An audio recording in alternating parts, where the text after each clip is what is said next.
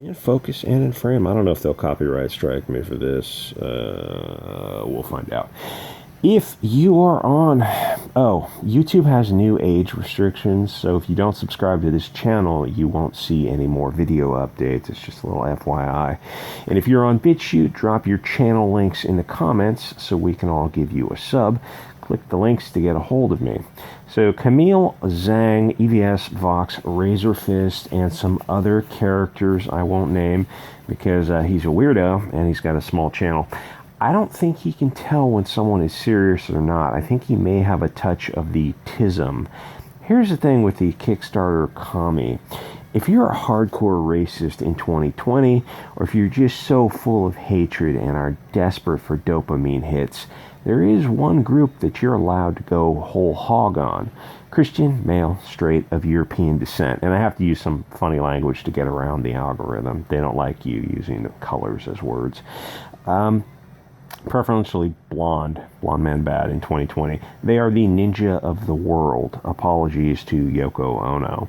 If you are overflowing with hatred and you don't know where to channel it, you're free to go after that group. You may rage, struggle, snuggle them daily, and you won't get kicked off social media.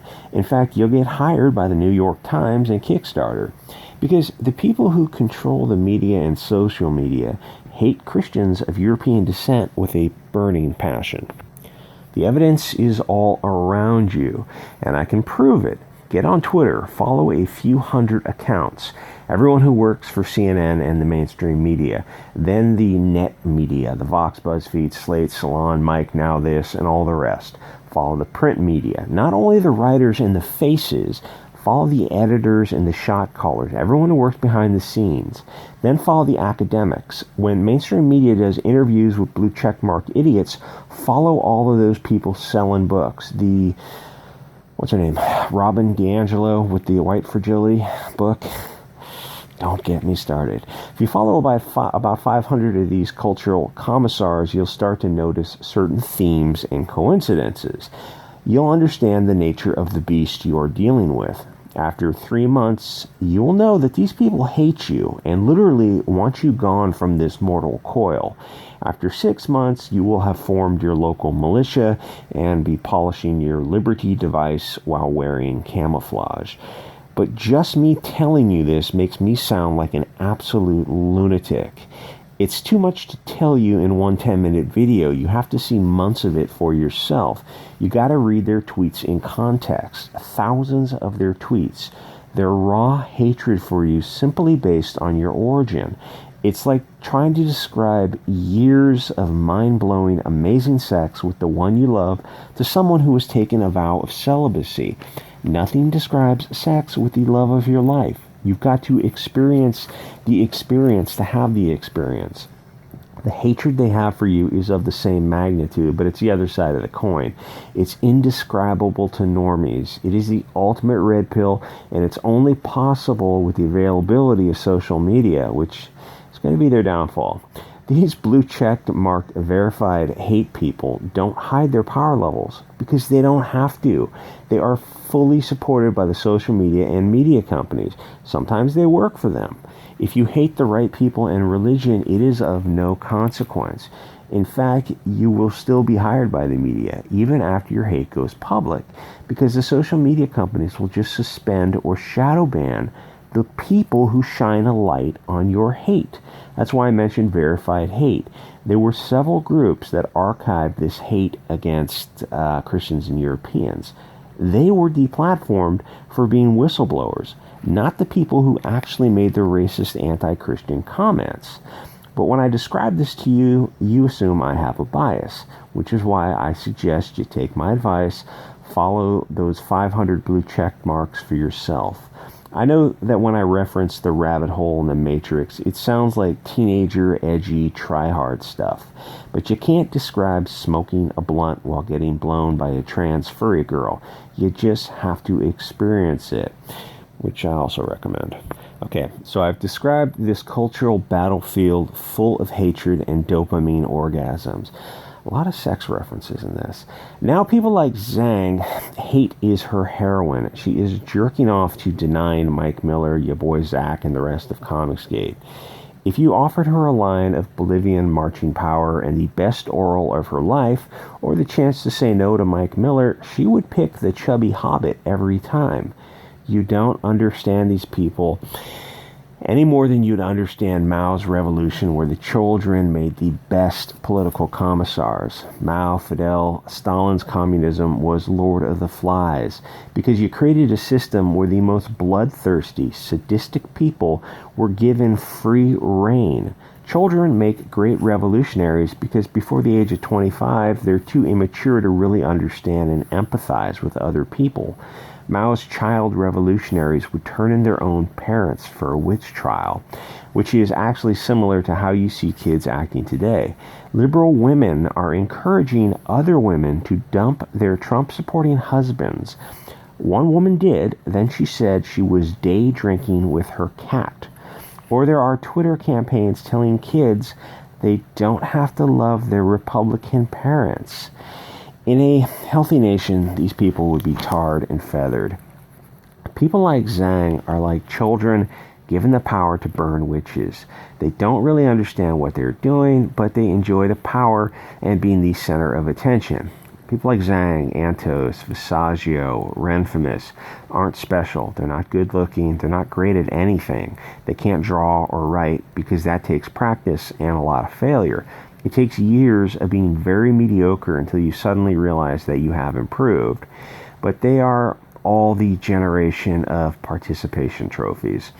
They think hard work is a right-wing concept. They actually believe exercise is a patriarchal concept, which would explain the double chins that you see in Antifa. And they're sort of right.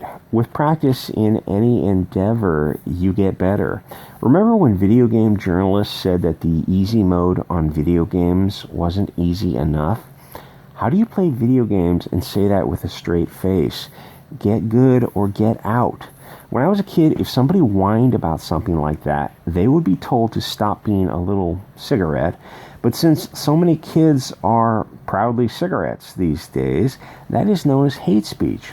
Remember, kids, some things can't be unsucked.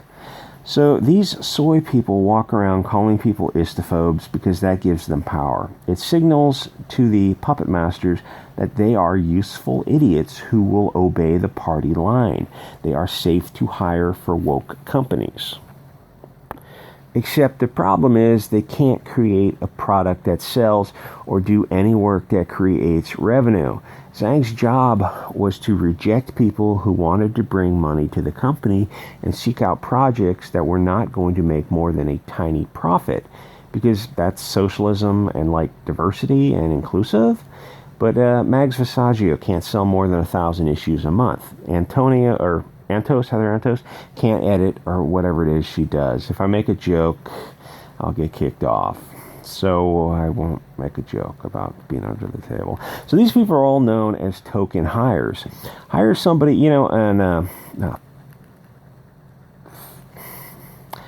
So Myers did a dark roast where he called her a dumpster of a certain variety, which, I mean, technically is true. And then this other guy turns around and calls an asser the same thing. But they're mad at Antos, who's probably 35, being referred to in a sexual manner. But they're not mad at attacking Nasser, who at the time was probably 20, calling him the same thing. That's great. What they do is, with these token hires, is they hire somebody with blue hair and they splash their face all over the website, and they call them like marginalized outreach lesbian coordinators. As an investor, I want to know how this makes the company money, but they can't answer that because it doesn't. It causes a loss. Zhang is on Twitter saying how important it is to call out and cancel istophobes like your boy, EVS Mike, which implies that she is important, that her life has purpose and value, because cat moms like her literally have nothing else to be proud of. They don't create anything, they can only destroy. People like her know that they can stay in the spotlight by yelling about conservatives, men, Christians, European people, and just non-stop virtue signaling. They have to stretch reality a little bit and treat 25-year-old proud sluts as children, which seems to be logically inconsistent with their anti-sex shaming ideas. They see two adults having a consensual relationship. Suddenly, they infantilize the woman. I just couldn't get that word out. Infantilize the woman and say that she was the victim of the predations of some fat comic book artist. Two people in an industry go to a hotel room and have consensual sex. But because she's 20 years younger, there's a power imbalance? How? They're both adults. What happened to the proud slut walks?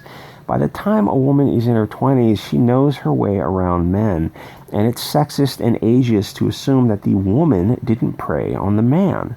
But women are simultaneously virginal flowers and proud sluts who love to get gangbanged. Pick a battle.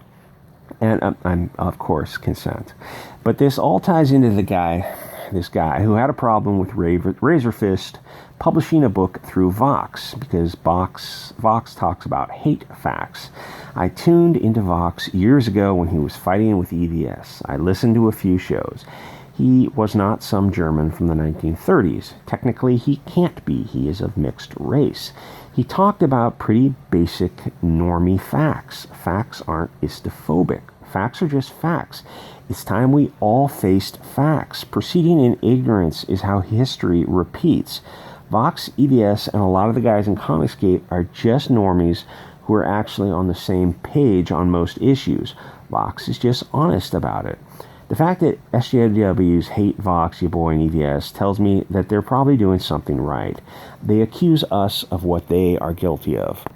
They call us Germans of the 1930s. Most of us would be considered Untermensch by them. I had family who suffered under the Germans and the Bolsheviks. The gulags were worse. Bolshevism is 1,000 times worse. Vox, EVS, Richard Myers, Razor, and the rest of Comicsgate and the Comicsgate extended, family are just normies. I haven't heard them say that they believe they are better than other people based on their origin. They feel they're better artists or public speakers and writers, or they've got better YouTube channels, but not because Vox is Italian, I guess. Razor's probably Polish. EVS is Dutch, I assume. Myers is probably German, but he's got wives and girlfriends from around the world. There are many anti-European terms being thrown around these days, but there isn't any evidence. For every one person I talk to advocating fascism, there are 10 advocating Bolshevism. Clearly, the very real danger of socialism is the issue that needs to be addressed. Antifa and BLM have caused $2 billion in damages and killed 36 people directly. But the arson that started those forest fires released smoke that they think is probably going to kill thousands. Good job, you socialists. Finally, if you don't like Vox, EVS, Myers, or whoever, attack their arguments. Don't just call them Nazis. That's what children do. Anyway, like, comment, subscribe. If you're on Bitchute, subscribe to my YouTube channel. And if you're on YouTube, subscribe to the Bitchute channel, which has other videos that are way more spicy because YouTube is just, YouTube. Anyway, see you all next episode.